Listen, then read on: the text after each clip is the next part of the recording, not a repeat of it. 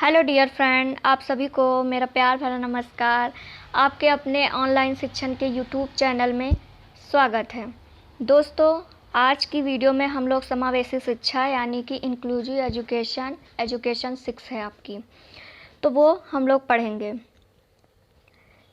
पढ़ने से पहले आपको बता दें कि समावेशी शिक्षा में आपको पढ़ना क्या है। खंड आ और खंड बा। तो खंड आ में क्या है आपका? खंड आ में आपका है विशिष्ट आवश्यकता वाले बालक और खंड बा में है निर्देशन एवं परामर्श। तो विशिष्ट आवश्यकता वाले जो बच्चे हैं, बालक हैं, उनमें आपके बहुत सारी कैटेगरी आती हैं, यानी बहुत सारे टाइप्स के बच्चे हैं। तो उन सब के बारे में आपको एक एक टॉपिक में कायदे से पढ़ाया जाएगा। आज की वीडियो में हम लोग केवल ओनली रिवीजन करेंगे। इससे पहले जो पढ़े हुए हैं उसका सिर्फ रिवीजन करेंगे। उसके बाद फिर रेगुलर आपको एक एक टॉपिक पे वीडियो मिलेगी। तो आज की क्लास स्टार्ट करते हैं, और स्टार्ट करने से पहले हम उन प्रशिक्षुओं से बोलेंगे कि जो आज ये पहली बार वीडियो देख रहे हैं, तो आप लोग अपनी तैयारी को और बेहतर बनाने के लिए डीएलएड 3rd सेम के सारे सब्जेक्ट आपको चैप्टर वाइज पढ़ाए गए हैं और उनसे रिलेटेड क्वेश्चन आंसर भी कराए जा रहे हैं। तो आप लोग प्लेलिस्ट पे जाके अपना जो भी प्रिपरेशन करना, जो भी तैयारी आपको करनी है, वो आप आराम से कर सकते हैं। बिल्कुल निःशुल्क सुविधा है ये। तो आज की क्लास हम स्टार्ट करते हैं। विशिष्ट आवश्यकता वाले बालक। विशिष्ट आवश्यकता वाले बालक कौन से होते हैं दोस्तों? विशिष्ट आवश्यकता वाले बालक वो होते हैं जो किसी न किसी कमी का शिकार होते हैं। यानी इसमें हमारे अपवादी बालक आते हैं, अपवंचित बालक आते हैं, समस्यात्मक बालक आते हैं, या किसी प्रकार से उनकी शारीरिक दक्षता में कोई कमी पाई जाती है। उस तरीके के बालक हमारे विशिष्ट आवश्यकता वाले बालक होते हैं। विशिष्ट आवश्यकता वाले बालक में कई कैटेगरी आती हैं, तो उन सब के बारे में हम लोग डिटेल से पढ़ेंगे। तो इसको पढ़ने से पहले सबसे पहले जान लेते हैं कि ये समावेशी शिक्षा है क्या। सबसे पहले ये जान लेते हैं कि ये समावेशी शिक्षा यानी इंक्लूसिव एजुकेशन है क्या। समावेशी शिक्षा का अर्थ। समावेशी शिक्षा का अर्थ क्या है? समावेशी शिक्षा का तात्पर्य एक ऐसी शिक्षा से है जिसमें प्रत्येक बालक को, चाहे वह विशिष्ट वर्ग का हो या फिर वह सामान्य वर्ग का हो, बालक को, यानी कि चाहे, पहली बात तो आप डिटेल में इतना सिर्फ आप समझिए कि समावेशी शिक्षा ये कहती है कि बालक चाहे विशिष्ट वर्ग का हो चाहे सामान्य वर्ग का हो, यहाँ पर समावेशी शिक्षा के अंतर्गत ये होगा कि सभी बालकों को एक साथ समाहित कर बिना भेदभाव के सिखाने की प्रक्रिया एवं उनकी आवश्यकताओं को पूरा किया जाता है, अथवा इसका उद्देश्य सभी वर्ग के बालकों को शिक्षा प्रदान कराना है। यानी इतना ना समझ के आप सिर्फ इतनी बात समझिए कि समावेशी शिक्षा का तात्पर्य यह है कि किसी भी वर्ग के बालक को एक साथ समाहित कर उन्हें बिना भेदभाव के शिक्षा देना ही समावेशी शिक्षा है। यानी समावेशी शिक्षा हमारे शिक्षा में क्यों आई? क्योंकि इसकी बेहद आवश्यकता थी। क्यों आवश्यकता थी? क्योंकि हमारे जो हमारा समाज है, इसमें लिंग जाति का भेदभाव बहुत ज़्यादा था पुराने ज़माने में। यानी जब गुरुकुल शिक्षा प्रणाली थी और हमारी उससे भी पुरानी जो प्रणाली थी, तो उसमें ये था कि जो ब्राह्मण कुल का होगा उसे ही आगे पढ़ने की अनुमति मिलती थी, और जो हल्का नीची कास्ट में या शूद्र को पढ़ने की अनुमति नहीं थी। एक मतलब की कक्षाएं निर्धारित थी कि उतने तक इन कैटेगरी को पढ़ने की अनुमति है। तो इस चीज़ को हटाने के लिए हमारी समावेशी शिक्षा आई, और वर्तमान समय में भी ये चीज़ें हट चुकी थी पूर्णतया, लेकिन फिर भी कहीं ना कहीं कमी थी। कौन सी कमी थी? कि जैसे कि कोई बालक गरीब है, उसकी आर्थिक सामाजिक स्थिति नहीं सही है, वो फीस नहीं भर सकता, तो ऐसी स्थिति में उसके लिए निःशुल्क शिक्षा योजना आई, यानी कि सब पढ़ें सब बढ़ें। तो इस तरीके से समावेशी शिक्षा इसी वजह से आई कि कोई भी भेदभाव ना हो सके और सबको एक समान शिक्षा दी जाए। यानी समाज के तौर तरीके से ना देखा जाए कि कौन उच्च कुल का है, कौन नीच कुल का है, किस तरीके का है, ये भेदभाव खत्म करने के लिए समावेशी शिक्षा आई। समावेशी शिक्षा का अर्थ ही समावेशन होता है, यानी कि समाहित करना। तो आपको इतना सिर्फ समझना है कि समावेशी शिक्षा का अर्थ इतना है कि किसी भी वर्ग का बालक हो, उसको एक साथ पहले समाहित करेंगे, फिर समाहित करके उसको बिना भेदभाव के शिक्षा देना ही समावेशी शिक्षा है। आपको सिर्फ इतना ध्यान रखना है। अब वो किसी भी वर्ग का बालक होगा, उसे हम समाहित तो कर लेंगे, फिर उसके बाद बिना भेदभाव के मतलब ऐसे कि अगर कोई बालक दृष्टिबाधित है तो उसको बोल दें कि नहीं तुम पीछे जाके बैठो, नहीं, बिना भेदभाव के। यानी कि पहले तो किसी भी वर्ग का हो, चाहे वो सामान्य वर्ग का हो चाहे उच्च वर्ग का हो, उसको एक साथ पहले उसको समाहित करेंगे। उसके बाद फिर जब शिक्षा देने की बारी आएगी तो फिर भेदभाव नहीं करना है। यानी कि पहले किसी भी वर्ग का बालक हो उसको समाहित करना यानी इकट्ठा करना है, उसके बाद फिर उसको बिना भेदभाव के शिक्षा देना ही समावेशी शिक्षा कहलाती। इसी वजह से समावेशी शिक्षा आई। क्लियर दोस्तों? उसके बाद आपके एग्ज़ाम में एक कोटेशन यानी कि परिभाषा लिखने को आ जाती है। तो आपके लिए परिभाषा है कि ये माइकल एफ फिनग्रेस के अनुसार है कि समावेशी शिक्षा मूल्यों एवं सिद्धांतों तथा अभ्यासों का एक समूह है। यानी कि समावेशी शिक्षा जो है मूल्यों यानी मूल्य, सिद्धांत यानी नियम, और अभ्यास यानी कि जो अभ्यास हम करते हैं उसका एक समूह है जो सभी बालकों के लिए है, चाहे वो विशिष्टता रखते हों या ना रखते हों। यानी कि जो समावेशी शिक्षा है इसके जो मूल, सिद्धांत, अभ्यास ये सब है ना, ये सभी वर्ग के बालकों के लिए हैं। यानी कि वो चाहे अपवादी बालक हों, सामान्य बालक हों या प्रतिभाशाली बालक हों, किसी भी तरीके के बालक हों। यह प्रभावशाली तथा अर्थपूर्ण शिक्षा की खोज है। यानी कि जो माइकल एफ फिनग्रेस महोदय हैं, इन्होंने कहा है कि समावेशी शिक्षा मूल एवं सिद्धांतों तथा अभ्यासों का एक ऐसा समूह है जो सभी बालकों के लिए है। यानी कि वो चाहे अपवादी बालक हों या सामान्य बालक हों, सभी के लिए है। और ये प्रभावशाली यानी कि ये शिक्षा जो है ये प्रभावशाली तथा अर्थपूर्ण शिक्षा की एक खोज है। क्लियर? फिर समावेशी शिक्षा का अर्थ हम लोग देख लेते हैं कि समावेशी शिक्षा का अर्थ क्या है। तो प्रत्येक बालक सीखने के लिए अभिप्रेरित होता है। समावेशी शिक्षा जब भाई कोई भेदभाव नहीं होगा तो सीधी सी बात है कि बच्चा सीखने के लिए अभिप्रेरित होगा। फिर समावेशी शिक्षा बच्चों के उच्च एवं उचित आवश्यकताओं यानी उच्च एवं उचित आवश्यकताओं की पूर्ति करता है। समावेशी शिक्षा जो है ये बालकों के उच्च एवं उचित यानी उच्च मतलब कि जो उनको चाहिए उससे भी अपर, और उचित यानी कि जो उनकी ज़रूरत है उन आवश्यकताओं की पूर्ति करता है। क्लियर?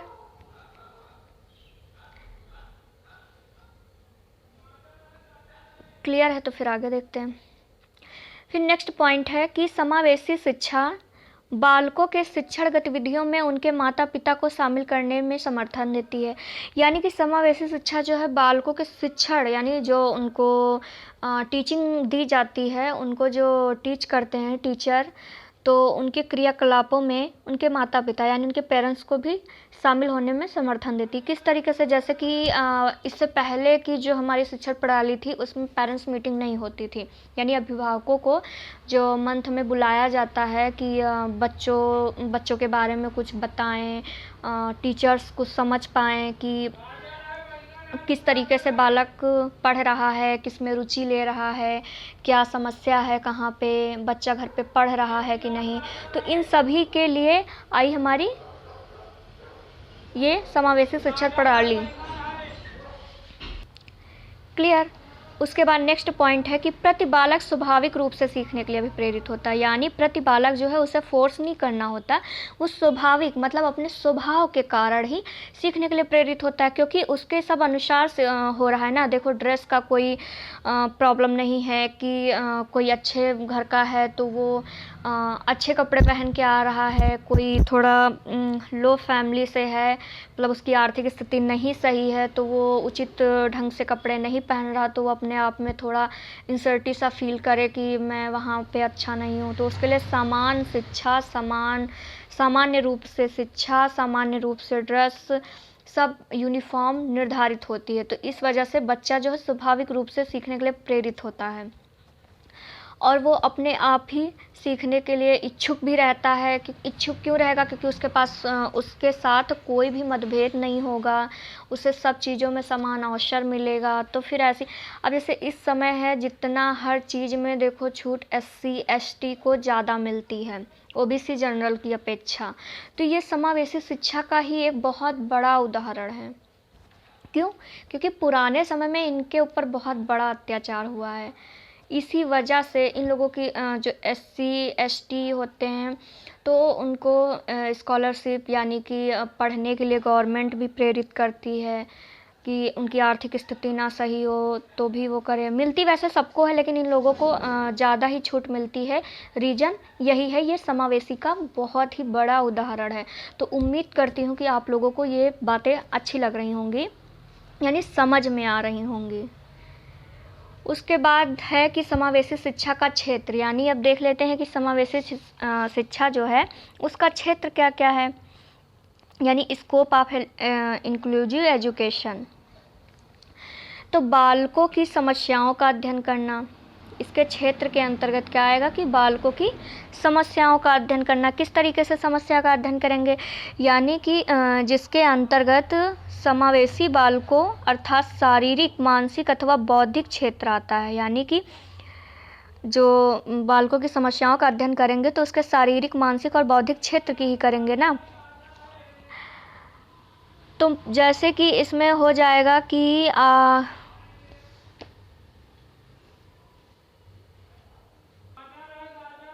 यानी कि बालकों की समस्याओं का अध्ययन करना। किस तरीके से समस्याओं का अध्ययन करेंगे कि जैसे बालक के शारीरिक, मानसिक और बौद्धिक रूप से कोई भी उनके अंदर कमी हो तो उसको, उसके बारे में हम समझने का प्रयास करेंगे। तो समावेशी शिक्षा का क्षेत्र के अंतर्गत ये बात आएगी। क्यों ये बात आएगी? क्योंकि समावेशी शिक्षा ये कहती है कि सबकी मतलब रुचियों का, सबके तौर तरीकों का सब कुछ ध्यान में रख के शिक्षा देना ही समावेशी शिक्षा है। तो बालकों की समस्याओं पर अध्ययन करेंगे तभी तो उनकी रुचियों का पता लगा पाएंगे। क्लियर? उसके बाद नेक्स्ट पॉइंट है इसमें कि बालकों की समस्याओं के संबंध में अनुसंधान करना।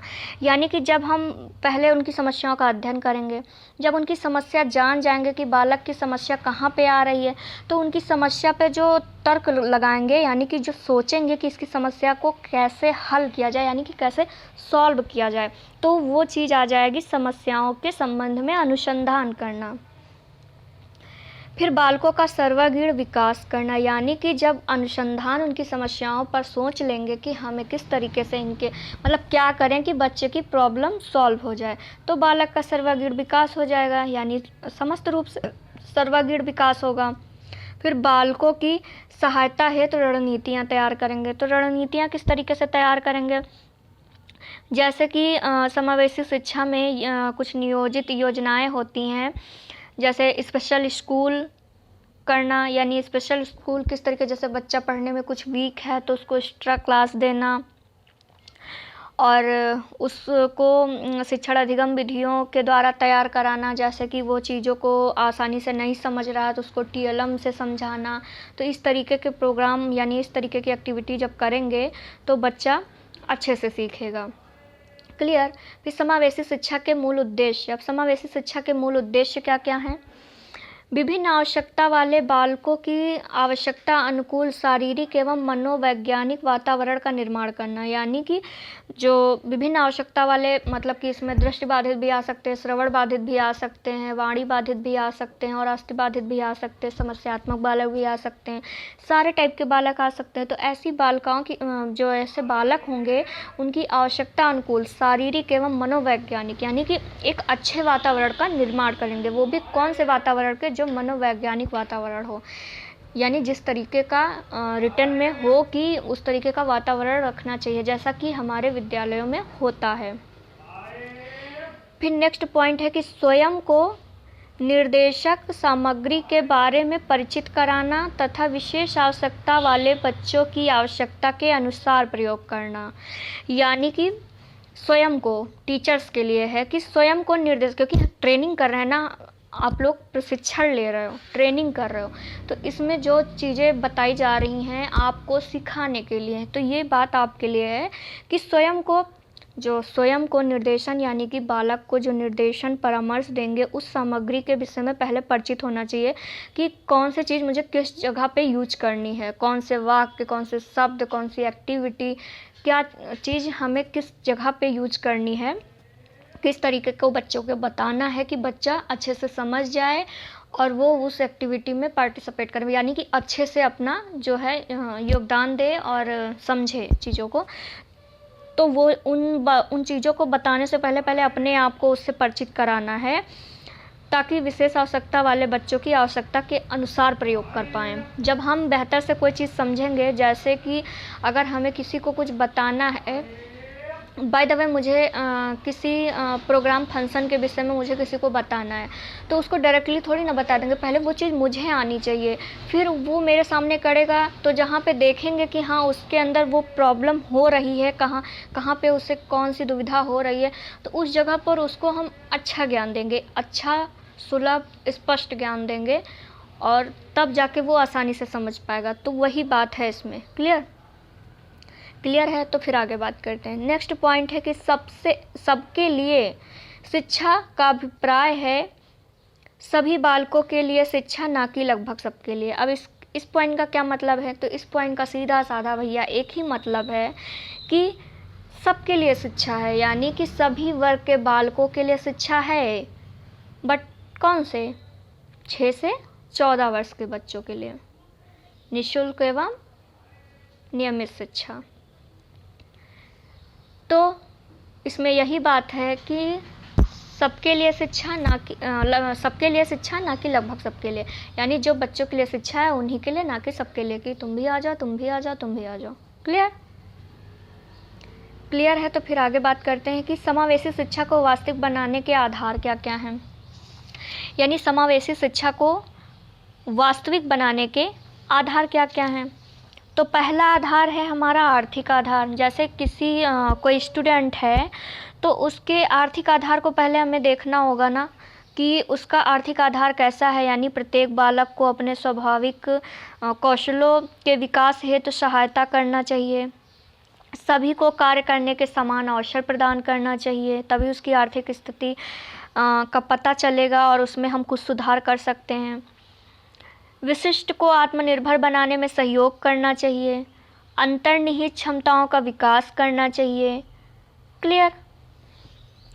उसके बाद है फिर सामाजिक आधार। सामाजिक आधार में क्या होगा कि मौलिक अधिकार समानता का अधिकार का पूर्ण उपयोग, यानी कि जैसे मौलिक अधिकार में जो उसको अधिकार प्राप्त किए गए हैं, जैसे उसमें समानता का अधिकार दिया गया है, तो उसका पूर्ण उपयोग कराना चाहिए उसको, यानी किसको? बच्चे को। सभी को शिक्षा के समान अवसर प्रदान करना चाहिए, यानी सभी को समान अवसर देने चाहिए जैसा कि उसको मिला है।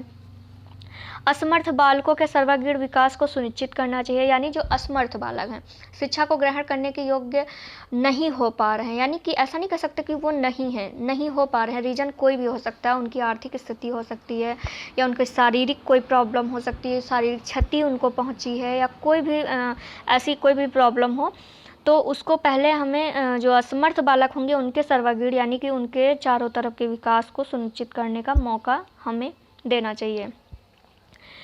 उसके बाद फिर है कि असमर्थी बालकों के उत्थान के लिए परिवार, समाज एवं विद्यालयों को प्रोत्साहन प्रदान करना चाहिए, यानी जो ऐसे बालक होंगे उनको सबसे पहली बात उनके परिवार से, समाज से, विद्यालयों से उनको प्रेरित करना चाहिए, प्रोत्साहन यानी कि प्रोत्साहित करना चाहिए कि हाँ तुम्हें पढ़ना चाहिए, उनकी हेल्प, और पढ़ना ही नहीं चाहिए ऐसे मुँह से ही बोल के नहीं, जैसे कुछ और भी एक्टिविटी करनी चाहिए कि प्रोत्साहित करें, चाहे उनको पुरस्कार देके या उनके काम की तारीफ़ करके, तो इस तरीके से करके उनको प्रोत्साहित करना चाहिए। तो इस तरीके से हमारा जो है सामाजिक आधार के तरीके से समावेशी शिक्षा को वास्तविक बनाया जा सकता है। फिर कानूनी अधिकार।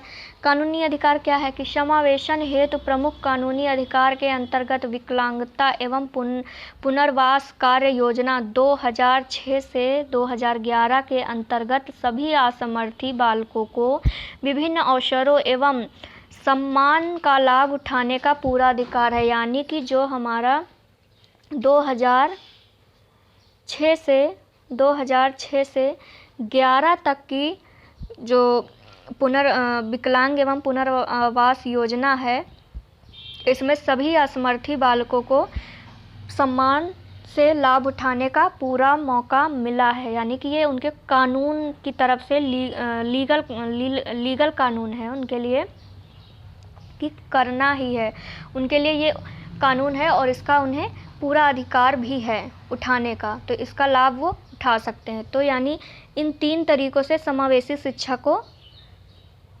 वास्तविक बनाया जा सकता है। आर्थिक आधार, सामाजिक और कानूनी। यानी कि कानून के जो नियम हैं उनके द्वारा, समाज के नियमों के द्वारा और उनकी आर्थिक स्थिति को भी सुधार के बनाया जा सकता है। क्लियर। फिर नेक्स्ट है कि समावेशी शिक्षा का महत्व। महत्व क्या क्या है, यानी कि समावेशी शिक्षा जब हमारी बन जाएगी तो उससे महत्व क्या क्या होगा। राष्ट्र का विकास होगा, हमारे राष्ट्र का विकास होगा, सामाजिक समानता का उपयोग होगा, समाज के विकास के लिए भी काफ़ी फ़ायदेमंद होगा और बालक का व्यक्तिगत जीवन एवं उनका विकास भी होगा, सामान्य मानसिक विकास भी संभव होगा। यानी ये हमारे इतनी चीज़ें जो हैं इनसे समावेशी शिक्षा के महत्व में आ जाएंगी। यानी कि जब समावेशी शिक्षा पूर्ण रूप से लागू हो जाएगी और सारी चीज़ें कंटिन्यू हो जाएंगी तो हमारी समावेशी शिक्षा के महत्व में आएंगी। यानी कि पहली बात तो राष्ट्र का विकास होगा। जब कोई भेदभाव नहीं होगा तो राष्ट्र का विकास अच्छा होगा, क्योंकि सब पढ़ेंगे सब बढ़ेंगे तो खुशहाली आएगी। क्लियर। फिर शिक्षा, उसके बाद है सामाजिक समानता का उपयोग। यानी कि सामाजिक समानता में क्या कर सकते हैं कि समावेशी शिक्षा के द्वारा अधिकारों एवं संभावनाओं से लाभ होने वाली समानता का कार्यक्षेत्र समावेशी शिक्षा है। समावेशी शिक्षा इसलिए उपयुक्त है क्योंकि इसमें रंग भेद, जाति, समुदाय, धर्म, आयु, लिंग तथा शारीरिक एवं मानसिक गुणों की विभिन्नता के कारण किसी भी बालक को शिक्षा ग्रहण करने से वंचित नहीं किया जाएगा। यानी रीजन कोई भी हो, समानता का अधिकार समाज में होगा, उसको किसी भी कारणवश शिक्षा से वंचित नहीं किया जा सकता। फिर समाज के विकास के लिए व्यक्ति समाज के निर्माण की नींव है। यानी कि व्यक्ति समाज के निर्माण की नींव है। व्यक्तियों की प्रगति परिश्रम, सूझबूझ एवं प्रयत्नों से उनका व्यक्तिगत जीवन संवरता है, जिसमें शिक्षा का योगदान सबसे अधिक होता है। यानी कि जब कोई भेदभाव नहीं होगा, सारे बच्चे पढ़ेंगे तो व्यक्ति का अच्छा निर्माण होगा, क्योंकि व्यक्ति ही समाज के निर्माण की नींव है। क्लियर। उसके बाद फिर है बालक का व्यक्तिगत जीवन एवं उनका विकास। तो समावेशी शिक्षा की सबसे अधिक आवश्यकता बालकों के व्यक्तिगत जीवन को खुशहाल बनाने तथा उसके जीवन के दृष्टिकोण को अपनाने के लिए है। यानी कि शिक्षा से हर व्यक्ति का जीवन खुशहाल बनेगा।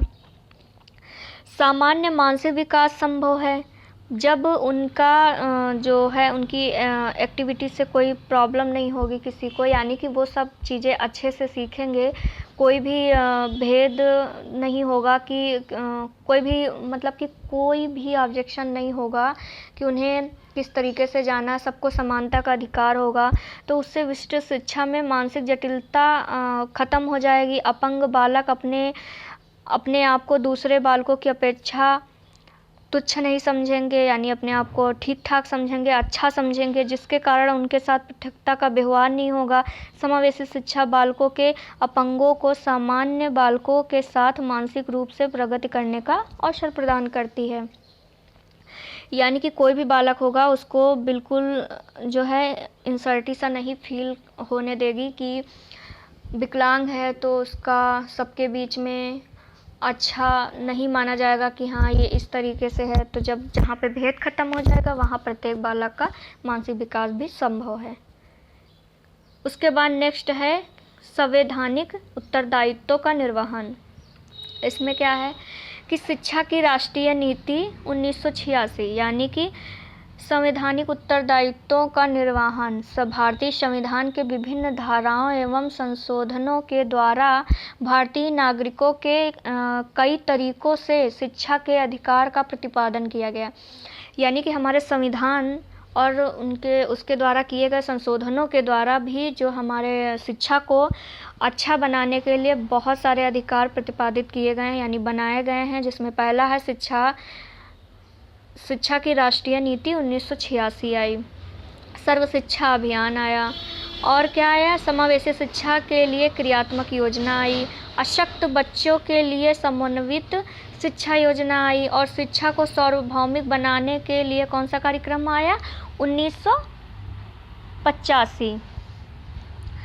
क्लियर दोस्तों। अशक्त बच्चे कौन से हैं? जो बच्चे पढ़ने में कोई भी प्रॉब्लम में हो यानी कि पढ़ाई तक ना पहुंच पाए, वो अशक्त बच्चे हो जाते हैं, यानी एक प्रकार से बोल सकते हैं अपवादी बालक। क्लियर। अब नेक्स्ट हमारा टॉपिक है विशिष्ट आवश्यकता वाले बालक। पढ़ेंगे हम लोग कि विशिष्ट आवश्यकता वाले बालक क्या हैं, जैसे कि चिल्ड्रन विद स्पेशल नीड्स यानी कि विशिष्ट आवश्यकता वाले बालक। विशिष्ट आवश्यकता वाले बालकों का अर्थ क्या है? ये बालक जो हैं अपवादी बालक होते हैं, यानी कि विशिष्ट आवश्यकता वाले बालक अपवादी बालक कहे जाते हैं। क्यों कहे जाते हैं? क्योंकि विशिष्ट मतलब बोला गया है ना कि चिल्ड्रन विद स्पेशल नीड्स, यानी जिनको विशेष आवश्यकता होती है प्रशिक्षण की। प्रतिभाशाली होगी तो उसे विशेष आवश्यकता थोड़ी ना होगी। इसमें वही कैटेगरी के बच्चे रखे जाएंगे जिन्हें थोड़ी भी किसी भी तरीके से कमी है, यानी कि उनकी मानसिक क्षति है, शारीरिक क्षति है, कोई भी प्रॉब्लम है, और या आर्थिक प्रॉब्लम है कोई उनकी, तो वो सारे बालक विशिष्ट बालकों में आएंगे।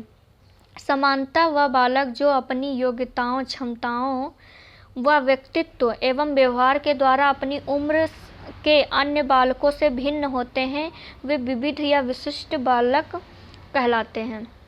यानी कि इसमें वो बालक आते हैं जो अपनी योग्यताओं, क्षमताओं या व्यक्तित्व एवं व्यवहार के द्वारा अपनी उम्र के बालक होते हैं, उनसे अलग होते हैं। किस तरीके से?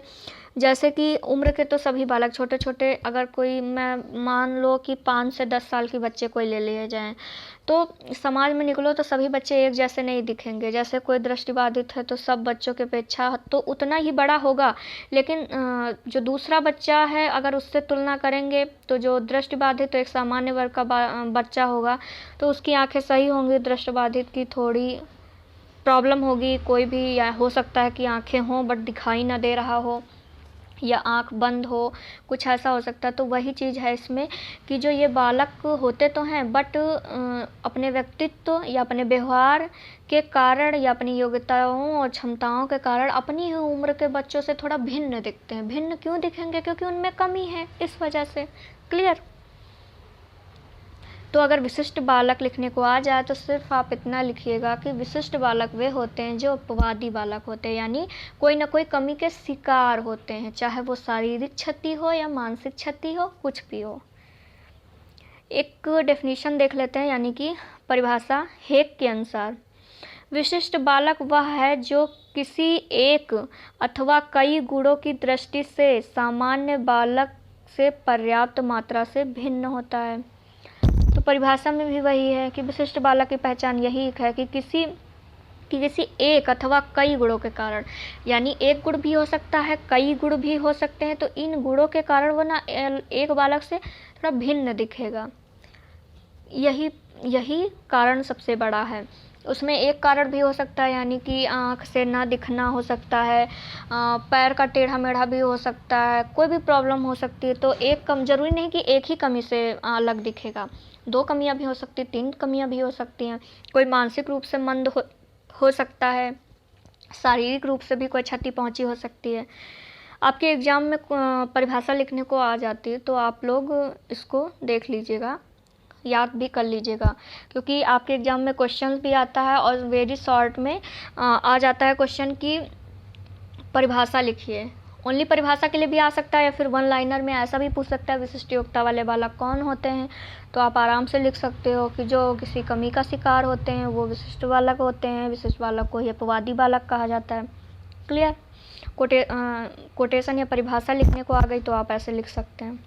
विशिष्ट बालकों की प्रकृति एवं विशेषताएं, यानी इन बालकों की प्रकृति क्या है और विशेषताएं क्या हैं। विशेषताएं मतलब खूबी, तो क्या है वो देख लेते हैं। विविध आवश्यकताओं के कारण इन बालकों को अपने वातावरण से समायोजन न स्थापित करने से समस्याओं का सामना करना पड़ता है। क्योंकि देखो, जो विशिष्ट बालक हैं वो किसी न किसी कमी का शिकार होंगे। हो सकता है वो मंद बुद्धि वाले हों, या फिर उनकी कोई शारीरिक क्षति हो, मानसिक क्षति हो सकती है। मानसिक क्षति में ही मन बुद्धि आ जाएगा। तो इन कारणों की वजह से वो सामान्य बालक जैसा व्यवहार नहीं करेंगे। दोस्तों, यहाँ पर एक शब्द आया समायोजन। समायोजन मतलब क्या होता है? वातावरण में समायोजन स्थापित करना, यानी एडजस्टमेंट। तो इन बालकों के अंदर ये क्षमता बिल्कुल ना के बराबर होती है। यानी कि अगर एक हम उदाहरण आपको बता दें, जैसे कि कोई एक सामान्य वर्ग का बालक जैसे आप लोग, और वहीं पर एक, जैसे कहते नहीं कि बहुत लोगों को कहते हैं दिमाग से पैदल हो क्या, यानी कि जो माइंड थोड़ा मेंटली प्रॉब्लम में होते हैं, उनकी एक्टिविटी से पता चल जाता है। तो वो बालक होंगे तो वो उनको कहीं ले जाओ और सामान्य वर्ग के बालक को कहीं ले जाओ, तो सामान्य वर्ग का बालक हर तरह के वातावरण में समायोजन कर लेगा। किस तरीके से? जैसे कि कहीं पे कुछ आप गए, कहीं पे शादी पार्टी का माहौल है, वहाँ पे गीत गाना बज रहा है, यानी कि डांस गाना जो भी कुछ हो रहा है, प्रोग्राम ऐसे संगीत संगीत जैसा कुछ हो रहा है, तो जो सामान्य वर्ग का बालक होगा उसे आता ज़रूर नहीं है गाना, लेकिन वहाँ चुपचाप बैठ के सुनेगा, वहाँ बढ़िया एंजॉय करेगा। लेकिन जो विशिष्ट वर्ग का बालक होगा, यानी वो मानसिक रूप से कोई क्षति उसको पहुँची होगी, तो वो वहाँ पर अपनी एक्टिविटी शुरू कर देगा। या तो वो वहाँ बोलने लगेगा, कुछ अजीब गरीब किस्म का बोलेगा, या कुछ भी इस तरीके की एक्टिविटी, लेकिन वो आपको अलग ही दिखेगा। वहाँ पर समायोजन करके अच्छे से बैठेगा नहीं। तो वही बात होती है, ये इनकी मतलब खूबी है। इस तरीके से इनको पहचान सकते हैं। इन बालकों की ये खूबियाँ होती हैं, यानी विशेषताएं और प्रकृति। ये बालक प्रायः, नेक्स्ट पॉइंट है,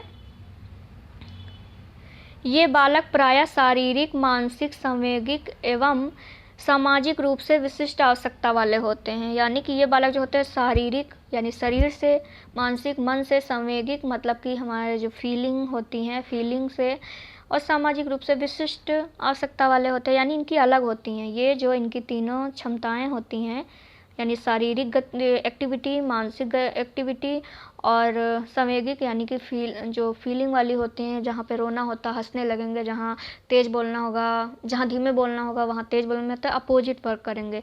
तो ये क्षमताएं इनके में बिल्कुल जीरो होती हैं, यानी समझ होती ही नहीं है। अगर समझ हो तो ये विशिष्ट वर्ग के बालक ना कहलाएं। विशिष्ट वर्ग के बालक क्षतिग्रस्त भी आ जाते हैं और मानसिक रूप से जो क्षतिग्रस्त होते हैं वो भी बालक आते हैं।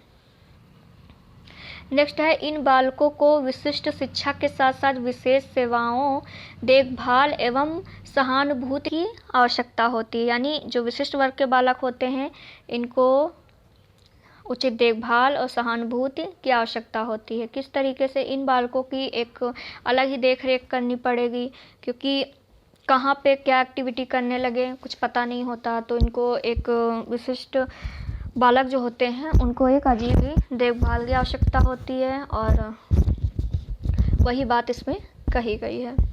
क्लियर है। तो फिर आगे बात करते हैं कि विशिष्ट बालकों की पहचान क्या क्या है। यानी कि अभी तक हम लोगों ने विशिष्ट बालक देखा कि क्या होता है, उसका प्रकृति देखी और विशेषताएं देखी। अब इन बालकों की पहचान किस तरीके से करेंगे वो चीज़ देखते हैं। तो पहचान में इन बालकों की जो पहला है, व्यवहारात्मक अवलोकन द्वारा, यानी इनके व्यवहार को देखकर कि किस तरीके का ये व्यवहार करते हैं, इनके व्यवहार को देखकर कर सकते हैं। क्लियर? निरीक्षण द्वारा, यानी कि इन बालकों को निरीक्षण कर सकते हैं, यानी कि जांच सकते हैं। तो जांच के माध्यम से भी इन बालकों को पता कर सकते हैं कि विशिष्ट वर्ग के बालक हैं। फिर शैक्षिक परिणामों के आधार पर, यानी कि कोई भी जैसे एजुकेशन से रिलेटेड कुछ कार्य करवाएंगे, कुछ लिखवा के पढ़वा के, तो इन माध्यमों से भी हम पता कर सकते हैं। फिर है चिकित्सीय परीक्षण द्वारा, यानी जब इन सारे ये परीक्षण हमारे फेल हो जाएं तब फिर हम इनको चिकित्सा यानी डॉक्टर के माध्यम से पता कर सकते हैं। मानसिक परीक्षण द्वारा, यानी कि जैसे कि TAT हमारा है, रोडसा स्याही धब्बा परीक्षण है, इन परीक्षणों के माध्यम से हम इनका पता लगा सकते हैं। फिर लास्ट है साक्षात्कार के माध्यम से। अब साक्षात्कार क्या है? समानता छात्रों का प्रत्यक्षता साक्षात्कार से लेकर उनकी विशिष्टता की पहचान की जा सकती है। साक्षात्कार मतलब होता है इंटरव्यू, मतलब 2-4 प्रश्न पूछकर इनसे कर सकते हैं इनके मानसिक का परीक्षण, यानी कि विशिष्ट बालकों की पहचान कर सकते हैं कि ये ठीक ठाक बुद्धि का है कि कैसी बुद्धि का है। क्लियर? दोस्तों, ज़रूरी नहीं कि विशिष्ट बालक जो हैं वो बिल्कुल लो बुद्धि के ही हों। कई बालक ऐसे होते हैं कि उनकी कोई शारीरिक क्षति होती है बट उनकी मेंटल एबिलिटी जो होती है बिल्कुल परफेक्ट, बिल्कुल सही होती है। क्लियर? तो ये बिल्कुल अच्छे तरीके से नहीं कहा जा सकता। इसी वजह से इसमें इतने टाइप के परीक्षण हैं, यानी कि व्यवहार अवलोकन द्वारा, निरीक्षण द्वारा, शैक्षिक परिणामों के आधार पर, चिकित्सीय परीक्षण द्वारा और मानसिक परीक्षण द्वारा। फिर बच्चा जब लास्ट में सारे परीक्षण फेल हो जाएं तो फिर साक्षात्कार के माध्यम से, जिसमें सबसे जो अच्छा परीक्षण माना गया है मानसिक परीक्षण, यानी कि TAT और रोडसा स्याही धब्बा परीक्षण, और ये भी फेल हो जाए तो फिर सबसे बेस्ट है चिकित्सा के द्वारा। क्लियर? विशिष्ट बालकों का वर्गीकरण। अब विशिष्ट बालकों का वर्गीकरण कितने भागों में है ये देख लेते हैं। तो इनका वर्गीकरण किया क्यों गया? इनका वर्गीकरण इसलिए किया गया कि यह बालक जो है किसी भी वर्ग, जाति, धर्म, समुदाय व राष्ट्र आदि के व्यक्तियों में पाई जा सकती है, इसलिए इनका वर्गीकरण किया गया। तो वर्गीकरण किन किन माध्यमों से किया गया? पहला है इनका शारीरिक अक्षमता, यानी जो बालक शारीरिक रूप से अक्षम होंगे, यानी कि कोई प्रॉब्लम होगी उनको, फिजिकल रूप से कोई प्रॉब्लम होगी। तो इसमें कौन कौन से आ जाएंगे? जैसे संवेदिक रूप से विकलांग, यानी कि जैसे अपने जो फीलिंग है वो सही जगह पे समायोजन नहीं कर पाते हैं, जहाँ तेज़ बोलना होता है वहाँ धीमे बोलते हैं, जहाँ धीमे वहाँ तेज़। तो ऐसी जो गतिविधि करते हैं वो भी शारीरिक अक्षमता में आ जाएंगे। और बहुल विकलांगता, यानी पूर्ण रूप से विकलांग बालक आ जाएंगे इसमें। गति रूप से विकलांग, यानी जो चलने फिरने में थोड़ी प्रॉब्लम होगी, वो भी बालक इसी में आएंगे। क्लियर? उसके बाद है मानसिक अक्षमता। मानसिक अक्षमता में कौन कौन से बालक जाएंगे?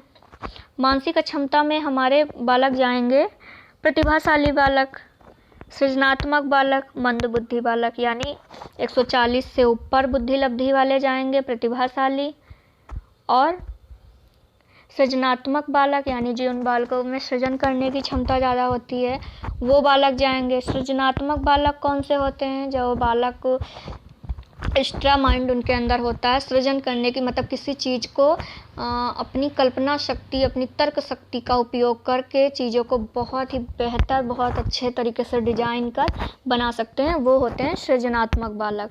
मंदबुद्धि बालक बिल्कुल लो में आ जाता है, बिल्कुल लो में नहीं कह सकते, मूढ़ बुद्धि से ऊपर और सामान्य बुद्धि के बीच में, यानी कि इनकी बुद्धि लब्धि मेरे हिसाब से होगी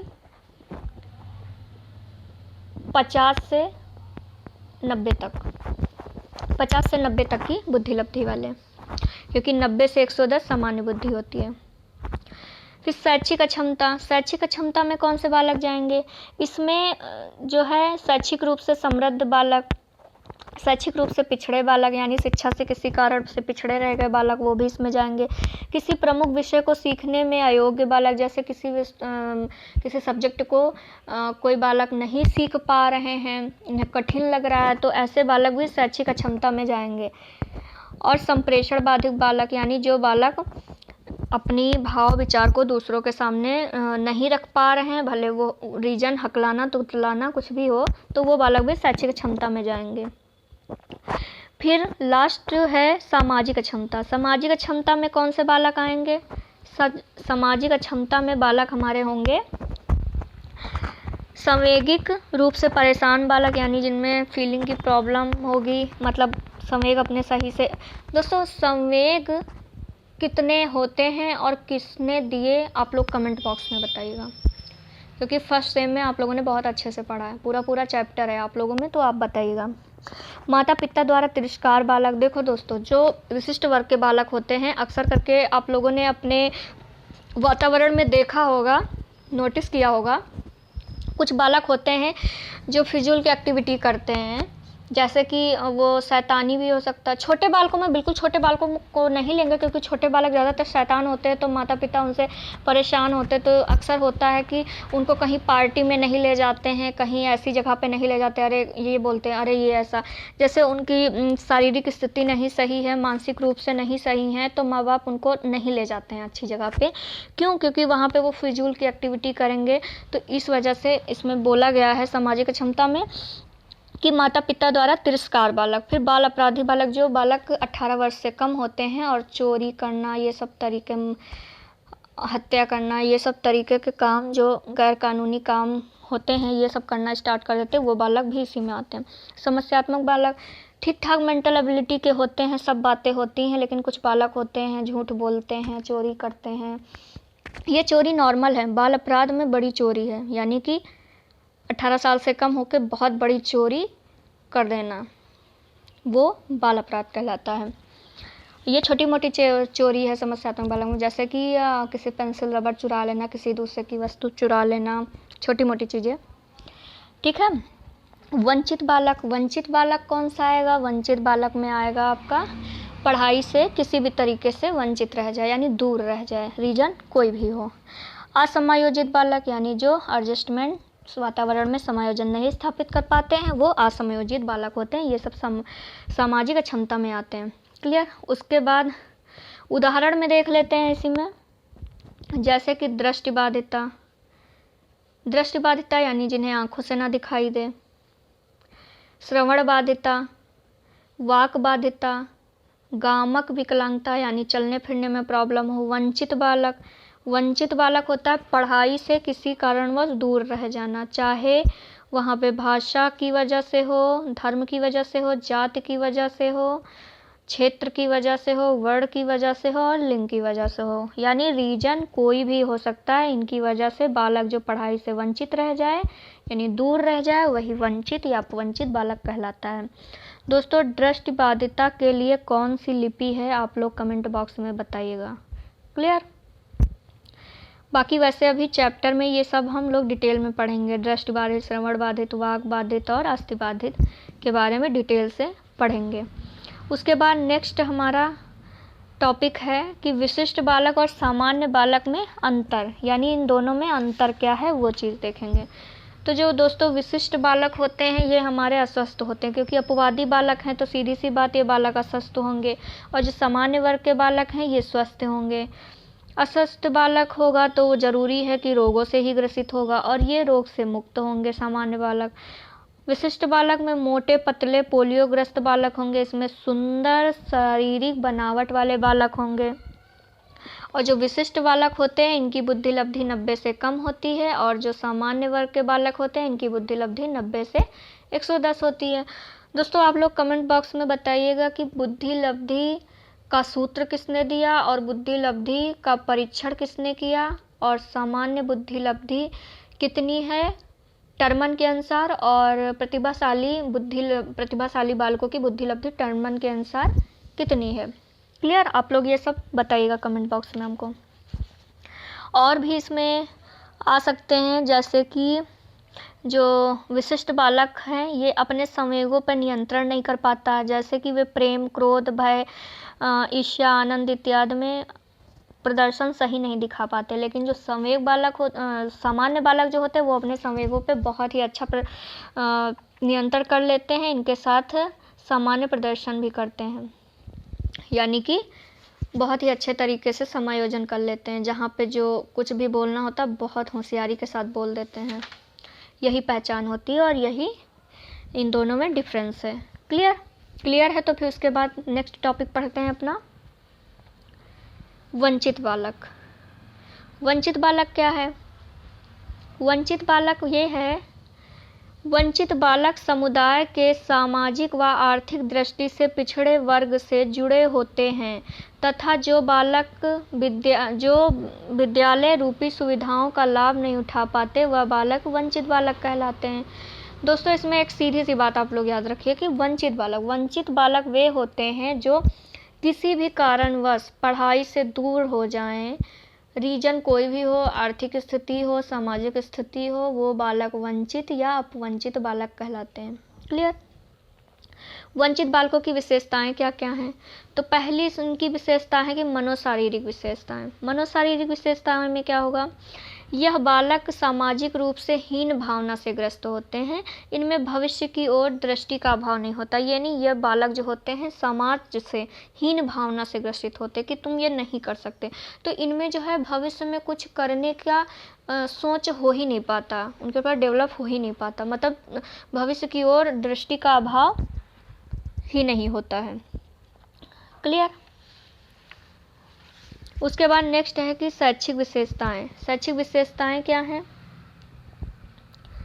ये बालक हीन भावना से ग्रस्त होते हैं। हीन भावना होने के कारण शिक्षा में उचित प्रदर्शन नहीं कर पाते, यानी कि इनके अंदर हीन भावना होती कि तुम नहीं कर सकते, तो ये शिक्षा में अच्छा प्रदर्शन नहीं कर पाते। ये बालक प्रायः निराशवादी, रूढ़िवादी, अंतर्मुखी होते हैं, यानी ये बालक जो होते हैं निराशवादी, अपने आप में निराश रहने वाले, अंतर्मुखी यानी आत्म केंद्रित होते हैं। नेक्स्ट है कि बालक की क्रिया में भाग लेने से कतराते हैं, यानी विद्यालय में ये बालक जो है क्रिया कोई भी जैसे हो रहा है, कोई खेल है, कुछ भी है, तो उसमें पार्टिसिपेट नहीं करते, कतराते हैं। फिर वंचित बालक के प्रकार। वंचित बालक के प्रकार कौन कौन से हैं? तो ये बालक जो हैं संवेगात्मक दृष्टि से वंचित बालक, सामाजिक दृष्टि से वंचित बालक, सांस्कृतिक दृष्टि से वंचित बालक, आर्थिक दृष्टि से वंचित बालक और शैक्षिक दृष्टि से वंचित बालक, इसमें ये बालक आते हैं। यानी कि संवेग, अपनी फीलिंग की दृष्टि से वंचित बालक होते हैं, समाज से होते हैं, हीन भावना से ग्रसित होने के कारण वंचित होते हैं, सांस्कृतिक यानी इनकी संस्कृति में कुछ प्रॉब्लम होती है तो इस वजह से वो सांस्कृतिक दृष्टि से वंचित बालक हो जाते हैं, आर्थिक, उनकी आर्थिक स्थिति नहीं सही है, इस वजह से वंचित रह जाते हैं। शैक्षिक यानी शैक्षिक दृष्टि, उसमें शैक्षिक में अच्छा प्रदर्शन नहीं है उनका, मंद बुद्धि के हैं, तो इन वजहों से वो वंचित रह जाते हैं। क्लियर?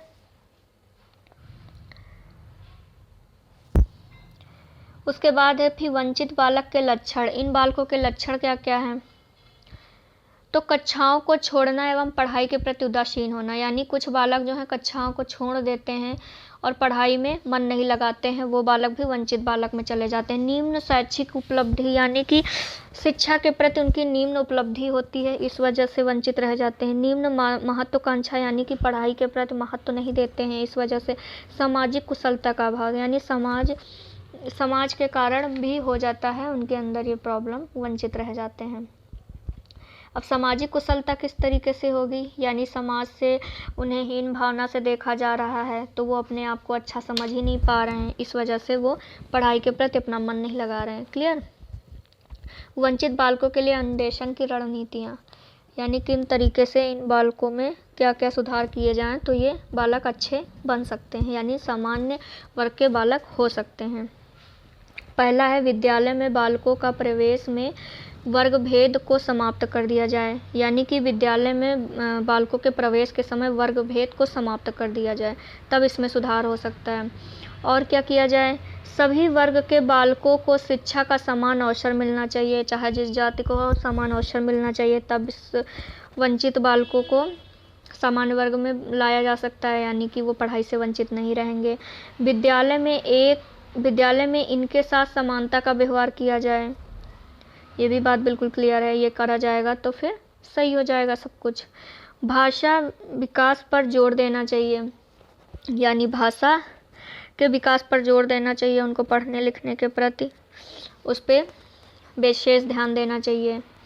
वंचित बालकों के अभिभावकों को शिक्षा के प्रति जागरूक किया जाना चाहिए, लेकिन जो ऐसे बच्चों के पेरेंट्स होते हैं उनको शिक्षा के प्रति जागरूक करना चाहिए कि नहीं, बच्चे को पढ़ाओ, ऐसे टाइम दो, इस तरीके से करो, कैसे उनकी देख रेख करिए, इन सारी चीज़ों पे उनसे बातचीत करनी चाहिए। क्लियर। तो इन तरीक़ों से जो वंचित बालक की शिक्षा होती है उसको बेहतर बनाया जा सकता है। क्लियर है। तो फिर आगे बात करते हैं। नेक्स्ट अपना टॉपिक देखते हैं, समस्यात्मक बालक। अब समस्यात्मक बालक क्या है?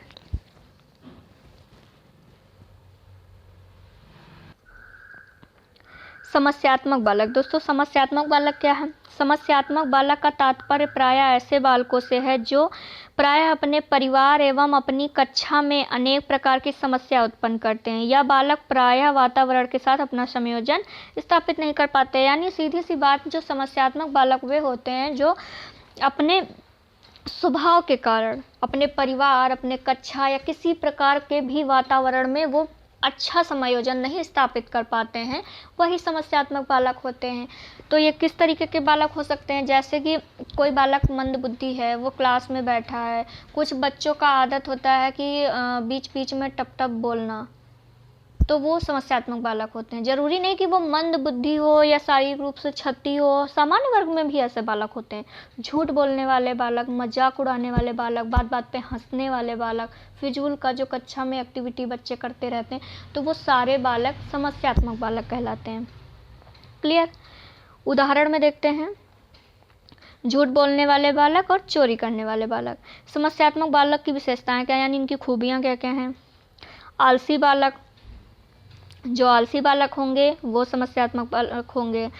आज्ञा का उल्लंघन करेंगे तो वो भी समस्यात्मक बालक होंगे। आपको कोई निर्देश दिया जाए और उसका आप पालन ना करें तो आप समस्यात्मक बालक होंगे। ज़रूरी नहीं कि आप विकलांग ही हों, ज़रूरी नहीं रखता ये।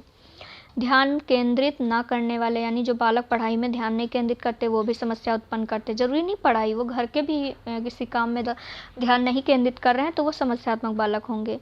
चोरी करना, ये भी समस्यात्मक बालक होंगे। डरपोक, जो डरपोक किस्म के यानी डरने वाले बालक होंगे वो भी समस्या उत्पन्न करेंगे। दूसरों का मजाक उड़ाने वाले, कुछ बालक होते हैं जो दूसरों का मजाक उड़ाते हैं, वो भी समस्यात्मक बालक होंगे। तो ऐसे बालक जहाँ कहीं भी आपको दिख जाए, समझ आएगा वो समस्यात्मक बालक हैं।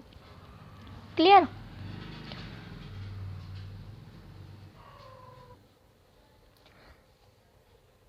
उसके बाद नेक्स्ट है शिक्षा के क्षेत्र में बालकों की विशेषताएं, यानी कि शिक्षा के क्षेत्र में बालकों की विशेषताएं क्या क्या हैं? तो निम्न बुद्धि लब्धि, बिल्कुल न्यून बुद्धि लब्धि होगी उनकी, यानी कम होगी। निम्न शैक्षिक लब्धि, यानी शिक्षा में भी रुचि नहीं लेंगे। अल्प समायोजन करने की क्षमता बिल्कुल नहीं होगी, तभी वो समस्यात्मक बालक होंगे। अगर उनके अंदर समायोजन करने की क्षमता होती, यानी एडजस्टमेंट करने की क्षमता होती, तो वो समस्यात्मक बालक क्यों होते? दोस्तों ये समायोजन शब्द बड़ा परेशान करता है। इसका अर्थ आपको जानना बहुत ही ज़रूरी। समायोजन का सीधा सा अर्थ होता है किसी भी वातावरण में आपको परफेक्ट रूप से अपने आप को उसी में ढाल लेना, वो आपका समायोजन होता है। क्लियर। समस्यात्मक बालकों की पहचान, किन चीज़ों से हम इन बालकों की पहचान कर सकते हैं? तो वही निरीक्षण विधि द्वारा, यानी कि जांच कर, साक्षात्कार विधि द्वारा 2-4 प्रश्न पूछकर, कथनात्मक अभिलेख द्वारा, यानी कि कुछ क्वेश्चन दें उसको लिखवा कर, मनोवैज्ञानिक परीक्षण द्वारा, यानी जब सारे परीक्षण फेल हो जाएं तो फिर मनोवैज्ञानिक परीक्षण द्वारा, यानी कि बुद्धि लब्धि वाला परीक्षण कोई कर सकते हैं। TAT, CAT हो गया, रोस्टर स्याही धब्बा परीक्षण, ये सारे परीक्षणों के द्वारा हम इनका पहचान कर सकते हैं इन बालकों की। समस्यात्मक व्यवहार के कारण, ये समस्यात्मक वाला व्यवहार क्यों करने लगते हैं बालक, रीजन क्या है? अनुपयुक्त वातावरण, यानी इनके हिसाब का वातावरण नहीं होगा तब करने लगेंगे। मूल प्रविधियों का दमन, यानी कि उनकी जो संवेग वाली क्षमता होगी तो मूल प्रविधियां नहीं होंगी उनके अंदर, उनका दमन हो जाएगा तब ये करेंगे। सांवेगिक दोष, यानी संवेगों में दोष होगा। शारीरिक क्षति, किसी प्रकार की शारीरिक क्षति होगी उनको, तब ये ऐसे काम करेंगे। वंशानुक्रम, या तो फिर उनके अंदर ये वंशानुक्रम ही चलता आ रहा हो कि वो एक अजब ही मेंटल एबिलिटी के हों, यानी उनकी मानसिक क्षमता जो है वो अलग ही तरीके की हो, सबसे भिन्न हो, तब ये बालक समस्यात्मक बालक होंगे। दोस्तों कुछ हमारे आसपास के वातावरण में ऐसे बच्चे होते हैं जिनके पेरेंट्स भी ऐसे होते हैं तो बच्चे भी वैसे होते हैं। आप लोग नोटिस करिएगा, होते हैं फिलहाल हर जगह। नेक्स्ट है फिर समस्यात्मक बालकों की शिक्षा, यानी इन बालकों की शिक्षा कैसी होनी चाहिए। तो बौद्धिक क्षमता के अनुकूल बात शिक्षा, यानी जो जैसी उनकी बुद्धि हो उसी के आधार पर शिक्षा होनी चाहिए। जैसे कि निम्न बुद्धि के हों तो छोटे लेवल से पढ़ाना चाहिए, ऐसा नहीं है उनको उनके क्लास के अनुसार उनके सिलेबस को पढ़ाना चाहिए। लेकिन जैसे कि किसी की बुद्धि होती है बिल्कुल न्यून होती है तो उनको छोटे से बड़ी चीज़ों में ले जाएं, यानी कि पूर्ण से अंश की ओर, सरल से कठिन की ओर, संश्लेषण से विश्लेषण की ओर, इस तरीके के सूत्रों के माध्यम से ले जाएं। फिर रुचि के अनुकूल शिक्षा, यानी कि किस तरीके में रुचि ले रहे हैं वो उस तरीके से उनको पढ़ाना चाहिए। शिक्षण विधि, अच्छी अच्छी शिक्षण विधियों का प्रयोग करना चाहिए, जैसे कि आवृत्ति का सिद्धांत, पुनरावृत्ति का सिद्धांत, व्याख्यान का सिद्धांत, इस तरीके भ्रमण का सिद्धांत, इस तरीके के अच्छी अच्छी शिक्षण विधियों का प्रयोग कर उन्हें पढ़ाना चाहिए। अनुशासन, अनुशासन तो बहुत ही ज़रूरी है। अनुशासन नहीं रखोगे, बच्चे बातें कर रहे हैं कहो हाँ बेटा बातें करो, तो बच्चे कभी पढ़ेंगे कभी नहीं। अनुशासन रखना ज़रूरी है। मनोरंजन, बीच बीच में उनको मनोरंजन भी कराते रहना चाहिए। फिर शिक्षकों एवं अभिभावकों का सहयोग, दोनों का सपोर्ट होगा तभी ये बच्चे सही हो सकते हैं। दोस्तों समस्यात्मक बालक कोई पैदाइशी बालक नहीं होते, इनको एक अच्छा प्रशिक्षण और अच्छी देखभाल दी जाए तो ये बच्चे सामान्य वर्ग के बालक बन सकते हैं, यानी कि इनमें सुधार किया जा सकता है। ये कोई पैदाइशी नहीं होता, कोई जन्मजात नहीं होता, ये कोई अभिशाप नहीं होता है, इसको ठीक किया जा सकता है। क्लियर? ये सब में होता है, सभी वर्ग के बालकों में होता है, चाहे वो विशिष्ट वर्ग हो, प्रतिभाशाली हो, सामान्य वर्ग हो, मूढ़ बुद्धि हो, मंद बुद्धि हो, कोई भी का कैटेगरी हो। क्लियर? उसके बाद नेक्स्ट हमारा टॉपिक है कि शारीरिक दक्षता या शारीरिक रूप से विकलांग बालक। देखेंगे कि ये क्या होता है। शारीरिक दक्षता यानी शारीरिक रूप से विकलांग बालक किसी न किसी शारीरिक कमी का शिकार हो जाता है। यह प्रायः श्रवण, दृष्टि, नाक स्वास्थ्य बाधितता से ग्रसित होते हैं, जिससे इनका विकास अवरुद्ध हो जाता है। कभी कभी उनकी शारीरिक विकलांगता इतनी बढ़ जाती है कि कृत्रिम अंगों की आवश्यकता हो जाती है। अब इसका अर्थ क्या है? यानी ऐसे बालक जो किसी न किसी कारणवश अपने शारीरिक कमी का शिकार हो जाए, यानी उनका शारीरिक विकास जो है अवरुद्ध यानी कि रुक जाए, वो बालक शारीरिक दक्षता में आते हैं। और ये बालक होते कौन हैं? ये बालक में दृष्टि से असमर्थ हो सकते हैं, यानी देखने में दिक्कत हो सकती है, चलने में दिक्कत हो सकती है, बोलने में दिक्कत हो सकती है और सुनने में दिक्कत हो सकती है। ऐसे बालक ही हमारे शारीरिक दक्षता या शारीरिक रूप से विकलांग बालक में आते हैं और इन बालकों को उचित प्रशिक्षण दिया जाता है, इनके अनुकूल प्रशिक्षण दिया जाता है। और ये बालक कभी कभी इतने गंभीर रूप से शारीरिक दक्षता में हो जाते हैं कि इनको कृत्रिम अंगों की आवश्यकता हो जाती है। यानी कि ये जो दुर्घटनाएं इनके साथ हो जाती हैं, मतलब ये पैदाइशी नहीं होता, जन्मजात नहीं होता, वंशानुक्रम नहीं होता है। कभी कभी कोई बच्चा पोलियो से ग्रस्त हो जाता है, वो तो चलो हो गया, कोई उनके अंदर यानी कि क्या बोलते हैं उसको, किसी प्रकार का उनको वो माहौल खाने पीने का अच्छा ना मिला हो, स्वास्थ्य में कोई प्रॉब्लम हो गया, टीके वगैरह ना लगे हों, तो वो पोलियो से ग्रस्त हो जाते बच्चे, वो तो चलो जन्मजात है। लेकिन और किसी तरीके से जन्मजात नहीं होता, जैसे कि बाद में किसी बच्चे का कोई दुर्घटना का शिकार हो गया, कोई एक्सीडेंट हो गया, उसका पैर कट गया, हाथ टूट गया, हाथ टेढ़ा हो गया, कट गया हाथ पैर जैसे, तो उनको कृत्रिम अंगों की आवश्यकता पड़ जाती है। तो इसमें वही बात कहेगी कि कभी कभी ये जो शारीरिक विकलांगता है इतनी बढ़ जाती है कि बच्चों की यानी कृत्रिम अंगों की आवश्यकता पड़ जाती है। जैसे आर्टिफिशियल हाथ पैर आते हैं ना, वो सब लगाना, बैसाखी का सहारा लेना, और उसको क्या बोलते हैं, व्हील चेयर, बेंत, यानी चलने में दिक्कत होती है तो बेंत की सहायता से चलते हैं। तो इस तरीके की चीज़ों का प्रयोग करना पड़ता है। क्लियर? शारीरिक विकलांगता का वर्गीकरण।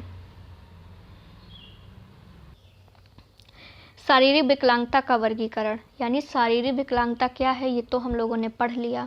अब शारीरिक विकलांगता का वर्गीकरण, तो वर्गीकरण 4 रूपों में किया गया है। कौन कौन सा? श्रवण बाधित, वाणी बाधित, दृष्टि बाधित और अस्थि बाधित। यानी सुनने में दिक्कत, बोलने में प्रॉब्लम और देखने में प्रॉब्लम, अस्थि यानी कि उनके हड्डियों में प्रॉब्लम। तो दोस्तों वाणी बाधित को और 2-3 नामों से जाना जाता है। मूक बाधित, वाणी बाधित,